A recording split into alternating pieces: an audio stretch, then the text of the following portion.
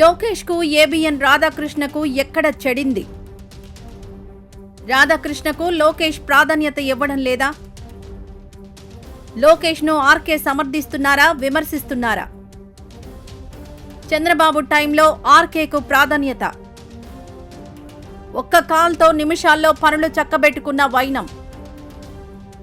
గతంలో చంద్రబాబు ఆదేశాలతో ఆర్కేకు ప్రాధాన్యత ఇచ్చిన మంత్రులు. లోకేష్ పాలనా పగ్గాలు పర్యవేక్షిస్తున్న వేళ ఆర్కేకు ప్రాధాన్యత తగ్గిందా? క్రికెట్ మ్యాచ్కు కొలంబో వెళ్లడాన్ని ఆర్కే ఎందుకు తప్పుపట్టారు? చెడు స్నేహాలు తగ్గించమని సలహా ఇచ్చారా? లోకేష్కు ఆర్కే నేరుగా ఎందుకు చెప్పలేకపోయారు? మీడియా ద్వారా చురకలంటించడానికి కారణం ఏమిటి?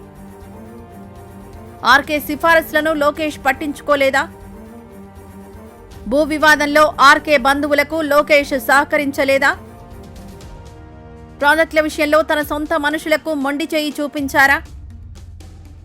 లోకేష్ ఆర్కే మధ్య విభేదాలను చంద్రబాబు పట్టించుకోలేదా? ఆర్కే కోపానికి అసలు కారణాలేంటి?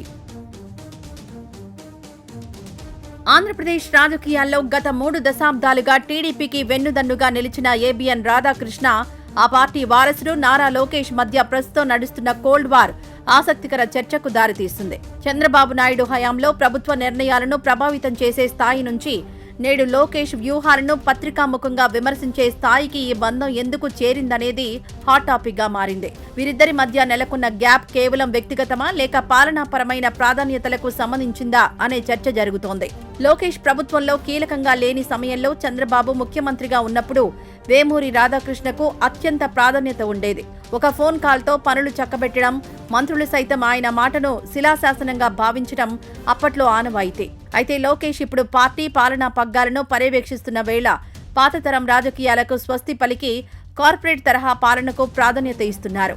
ఈ క్రమంలో పాత మిత్రులకు లేదా సిఫారసులకు లోకేష్ గతంలోలా ప్రాధాన్యత ఇవ్వకపోవడం ఆర్కేకు మింగుడు పడ్డం లేదనే ప్రచారం జరుగుతోంది.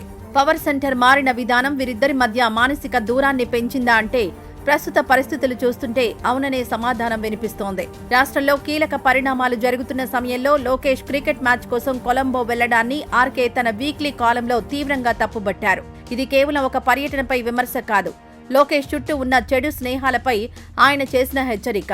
లోకేష్ తన వ్యక్తిగత సర్కిల్ కిచ్చే ప్రాధాన్యతను తగ్గించుకోవాలని, ప్రజాక్షేత్రంలో సీరియస్ గా ఉండాలని ఆర్కే అభిప్రాయపడ్డారు. నేరుగా చెప్పే అవకాశం ఉన్నా బహిరంగంగా చురకలు అంటించడం వెనుక లోకేష్ తన మాట వినడం లేదనే అసహనం స్పష్టంగా కనిపిస్తోందని విశ్లేషకులు భావిస్తున్నారు.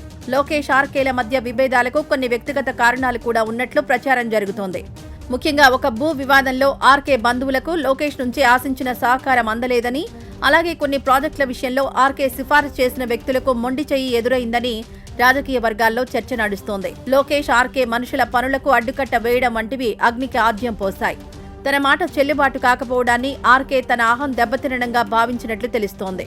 గతంలో చంద్రబాబు మౌలిక ఆదేశాలతో మంత్రులు ఆర్కే చెప్పిన పనులను వేగంగా పూర్తి చేసేవారు. కానీ ఇప్పుడు లోకేష్ పర్యవేక్షణలో మంత్రులు సైతం ఆచితూచి అడుగులు వేస్తున్నారు. లోకేష్ కు తెలియకుండా లేదా ఆయన ఇష్టానికి వ్యతిరేకంగా ఏ పని చేసినా ఇబ్బందులు తప్పవని భావించిన నేతలు ఆర్కే సిఫారసులను పక్కన పెడుతున్నారు. దీనివల్ల ఆర్కే తన పట్టు కోల్పోతున్నారనే ఆవేదనలో ఉన్నారు. లోకేష్ కావాలనే తనను ఐసోలేట్ చేస్తున్నారని, తన ప్రాధాన్యతను తగ్గించే ప్రయత్నం చేస్తున్నారని ఆయన అనుమానిస్తున్నారు. తండ్రి కొడుకులిద్దరితోనూ సన్నిహిత సంబంధాలున్న ఆర్కేకు ప్రస్తుతం చంద్రబాబు మౌనం పెద్ద షాక్ అని చెప్పాలి. లోకేష్ తీసుకుంటున్న నిర్ణయాల్లో చంద్రబాబు జోక్యం చేసుకోకపోవడం, ఆర్కే అసంతృప్తిని బాబు పెద్దగా పట్టించుకోకపోవడం ఈ గ్యాప్ ను మరింత పెంచింది.